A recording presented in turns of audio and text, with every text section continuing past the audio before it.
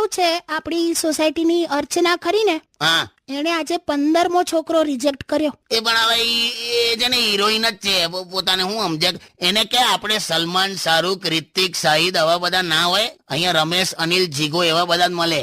અરે પણ એ એવું કહે છે કે છોકરો આમ હીરો જેવો નહીં હોય ને તો ચાલશે, પણ એટલીસ્ટ એનો બિઝનેસ બહુ ઊંચો હોવો જોઈએ. બિઝનેસ ઊંચો એટલે ગિરનાર પર પાનનો ગલ્લો હશે જ ચાલશે? એવું નહીં આવે. એવો છોકરો જોઈએ જે આમ ડેશિંગ હોય, સ્માર્ટ હોય, ટોલ, ડાર્ક, હેન્ડસમ, પર્સનાલિટી, પૈસો, ઘર, ગાડી, બંગલો, નક્કર ચાક્કર, એવું બધું. તો એને કે આટલું બધું જે છોકરા પાસે હોય તે પછી તને શું કામ હા પાડે? કરું પણ મન તો સમજાતું જ નહીં. હમણાં મને કેવું ખબર પડી, એક દીકરીના બાપે દીકરીના લગ્ન એટલા માટે ના કરાયા કે તમારા ગામમાં મોબાઈલનું ટાવર જ નહીં, તો કે મારી દીકરી બોર થઈ જાય. લે બોલો, શું વાત કરો છો? હા બોલ. હું તો